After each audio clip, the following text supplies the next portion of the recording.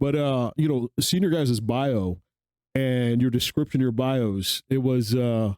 It was motivating because I'm still getting to know you guys as well. And just like you guys getting to know me. Right. And you said something about my bio about being service connected. You didn't know what exactly. Yeah, you didn't know exactly what that was. So being a veteran, being in the military, you've gone through, you've served in war, you've served in deployments, and anytime you get hurt in the military, if it's small or big, depending on what the Department of Veterans Affairs says, you're service connected. And so they help you get through it medically, benefits, different things like that. And the Department of Veterans Affairs, they do an amazing job to help veterans, I think, based off my experiences. Other veterans may disagree with that, but for me, I think I've had an amazing job with them, and I'm very thankful for their services.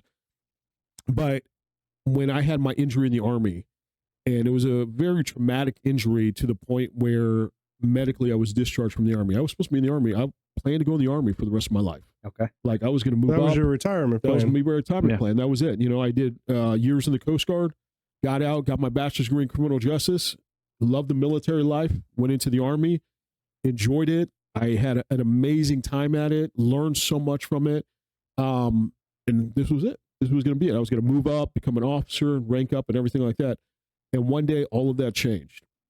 And unfortunately, it caused to have a lot of disabilities from this one interaction, from traumatic brain injuries to injuries in my right foot that they had to put, pretty much replace, from tendons and ligaments to screws to everything.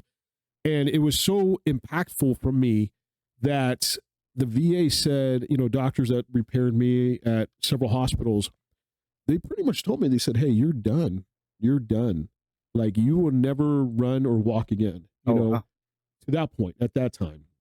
I'm like, what are you talking about? Never walk again? Well, they're like, yeah, you'll walk, but it won't be the same. Always with a limp. You always have a limp, and you will have, you won't run, you won't be able to work out. You're pretty much, you're done. And don't worry, we'll take care of you though. And laying there with a huge cast on my foot going, damn, okay. That was hearing that from a mental point of view. And I was so young at the time. I think I was only in my late 20s going, I got my whole life thinking this was the plan for me and I'm done. Like, this is it for me. And so for, months, I believe that, going through PT, healing, I had a cast on me for months, healing through the hardcore surgeries they put on me, to the point where I was living with my parents at the time, and it sucked because, I had to get help from them, helping me go through that.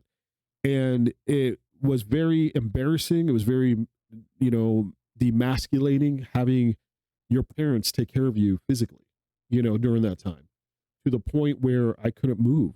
I had to have them help me use the bathroom and shower, things like that. And, in your late 20s and having your parents helping you do that. And I'm very grateful to them. For sure. But, you're pretty much, your world just flipped just like that. And hearing, you're done, you're that's it. So all your career plans, all your thoughts that you're going to do this, do that, just gone. So now you got to start from scratch, from day one, going, okay, what do I do now? What do I do? What's my career path? What am I going to do with my life? And it was hard for me, to the point where I remember laying in bed, healing, and from the surgery that even though it was probably I was about with hard cast for about 8 months, and then I had like just a normal cast for another 3 after that. It felt like years to me. It really did mentally. It felt like years. Oh, yeah. Every day just got longer at that point. Every day just got longer. And to the point where you can't do anything. I'm a very active person. I'm very independent. I do not like people taking care of me. I'm just very like, if something's going on with me, I take care of myself. Like, I'm very independent. And so having your parents constantly, hey, Jason, you need anything? Hey, Jason, hey, Mom, I need this. Hey, Dad, I need this. It was tough. I hated it. I hated it, every single minute of it. To the point where I remember laying there in bed, and this hardcore medicine that the VA gave me, this hardcore medicine for my pain, I just hated life so much at that time, where I thought, take it all. Oh, wow. take it all, because knowing I'm done, I'm physically done. I have this cast that I can't even move my leg. My TBI was just hard at that time. I was getting dizzy. I was having these bad headaches, and where do you even go from there? Where do you go from there? Your whole life, this is what you're doing. Yep. You have, this is your career. This is, Yep. I know this is everything I want to do. Yep. To just change, Yep. just like that. Exactly. I mean, you got to break mentally. I mean, it would be was hard tough. not to. Yep. It could only feel like there was nothing else to live for at that Right. point. Yep. Everything was taken. Yep. And that's exactly how I felt. That's exactly how I felt. To the point where I'm just laying there watching TV. I have a TV in my room, and I'm just laying there watching TV. Day in, day out, day in, day out. That's not what an active person wants to be doing. Exactly. Right. Exactly. And so I remember after I got the hard cast off, I'm getting pushed around in a wheelchair with my soft cast. They said, don't put so much weight on it yet, all this stuff. So I'm getting pushed around. I remember there was this museum in Balboa Park in San Diego. The Titanic expedition came in. They have, I don't know what it is. I'm a big history buff, so that excited me. So I was like, yeah, let's go. I want to go see this. So I have pictures of my mom and dad push me in a wheelchair through this, Titanic expedition. And I remember going back in the pictures and seeing how you could see the look on my face. I was excited to be there and seeing all this cool historic, stuff from this, this voyage, but you could change how you really felt inside. Yeah, exactly. I was just depressed. You could see the depression. You could see how I just hated being this way. I wish I could just be walking around. I didn't want no one to push me in a wheelchair. And so one day, we were walking around downtown San Diego, and seeing people running and seeing people working out at rooftop gyms and just having a great time. That was me, before this injury, before this traumatic experience I went through. And I kept telling myself, it's crazy that when you're in this mental blockage and you're just, you're letting your physical body telling you you're done. You're letting doctors telling you you're done. Mentally, it's really hard to get out of that. It's really hard to push you and go, I'm not done. I'm not done. I'm going to keep going. Mentally was tough. It's a battlefield of the mind, Yep, man. It really is. exactly. I mean, you every day it would. Yep.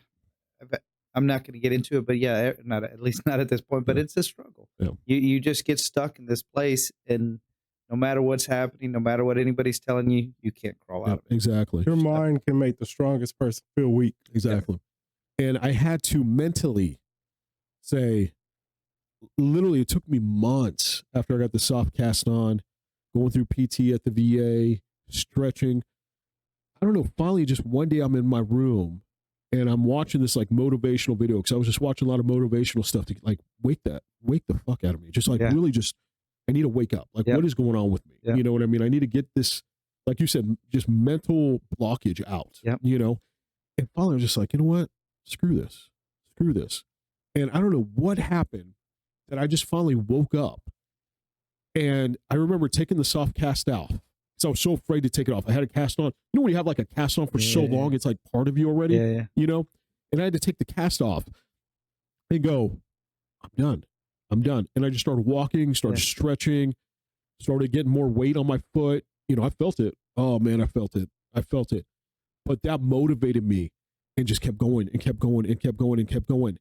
And now, years later, I've done 6 Spartan races, mud runs. I did the Baker to Vegas run, which is I did about 5 miles in the middle of the desert. Oh, wow.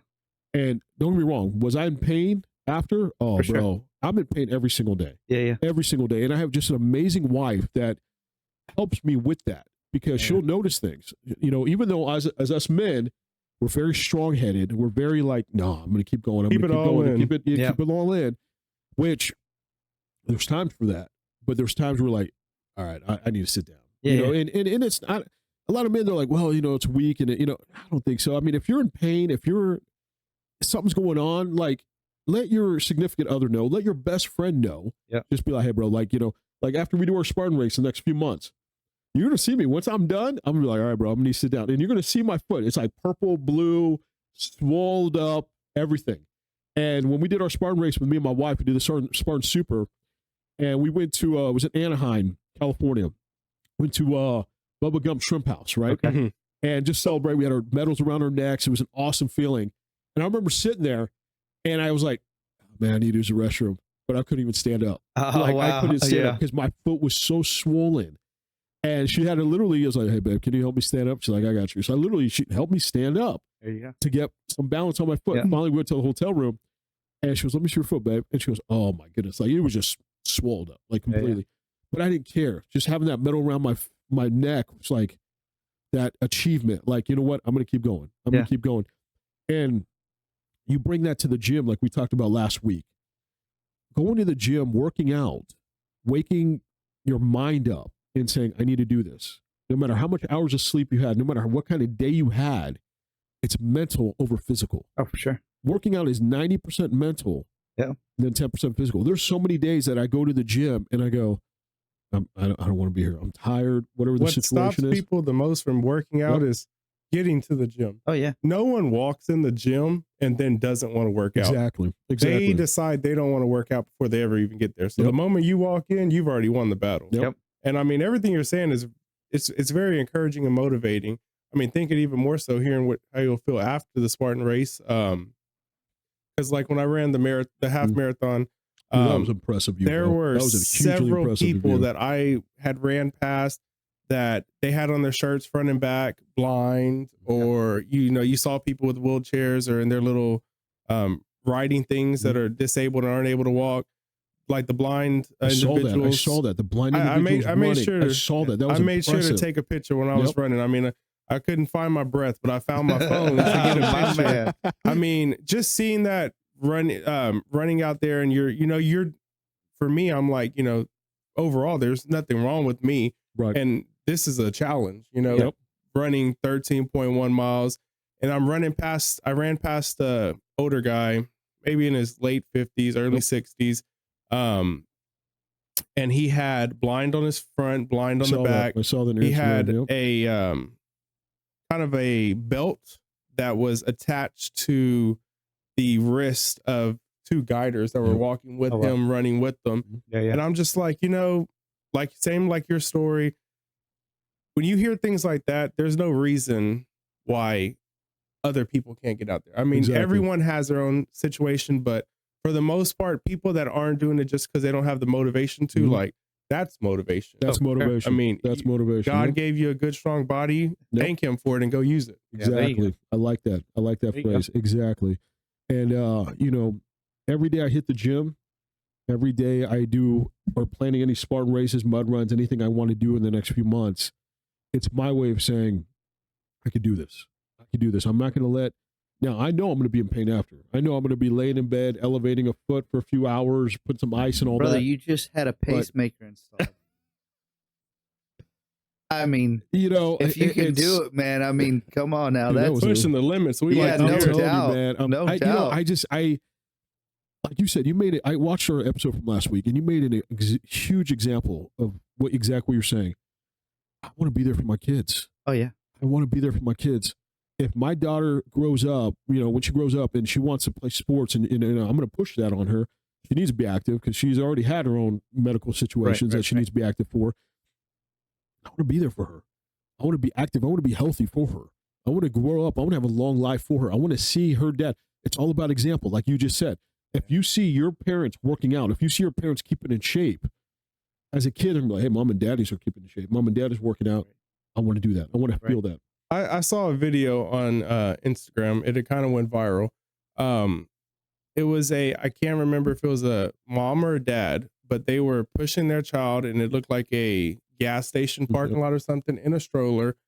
I don't know what happened, if there was a hole in the ground, but they tripped in the hole. Oh, geez. It wasn't like, it was just enough to cause them to fall. Right. So they fell, and they were going downhill, and the stroller took off. Oh, geez, man. And like I said, I can't remember if it was a man or woman, but they were so, and I'm a big person myself, but they were so large, they were unable to get themselves back up in that instant. Yeah. Meanwhile, their child's stroller was rolling down the hill straight towards just the road that was there. And there were 2 or 3 other people that came from the side and ran out there and grabbed the stroller. Right. But it's like, I want, just like you said, I want that for myself to, you should never let yourself get to the point where, as a man, father, you're here to be a protector. Yep. And in that very instance, because of the choices you've made, you were unable to get yourself right back up to go protect your child. Yeah. So, I mean, everything we do, it's always in our own way. It finds a way back to we're doing it all for them. Yep, exactly. And you know, I mean, that's the thing. That's the biggest thing. That's the biggest thing that I want to show my daughter, that don't let limitations, don't let your disability get in the way of what you want to do. If she wants to come up to me and say, "Hey, Daddy, I want to play soccer. Hey, Daddy, I want to play tennis," you know, and we'll get into it next week. My daughter had open heart surgery 10 days after she was born. Was in the hospital for months, and she had a feeding tube and medicines, and it was just, for me and my wife, it was hell. It was hell. And now she's doing just amazing. She's doing amazing. But I want to show my daughter that it's like, yeah, you had this. You went through this. I don't know what's going to affect in your life, but I remember when I went to the surgeon that did her surgery, and I asked her, I said, hey, what's going to be like for her life? What is her life going to be like? I said, can she work out? Can she play sports? And he looked me dead in the eye and says, she needs to. I need to get that heart pumping. I need to make sure that heart pumping. I looked at him like, oh, trust me, that's going to happen. I'm going to make sure that's going to happen, you know? And I need to be that example, like you said. Sports and activity and getting active and doing all those things will show her she doesn't have limitations. Exactly. She might have had a little disadvantage in the start compared to other kids, but we're past that, and there's no limitations. There's nothing she can't do at that point. And that's why I love seeing anybody has any type of disability, anybody that, you know, you see these guys running on one leg. I'm sure you saw that in the marathon, you know, and they're just like, yeah, I have a disability. I have a disadvantage over someone else. But so what? Yep. I'm going to be out there. I'm going to show you what I got, and nothing's going to stop that. And that's just amazing and remarkable to me. I'll tell you that. Nothing but motivation. Nothing but motivation. Yeah, I love that.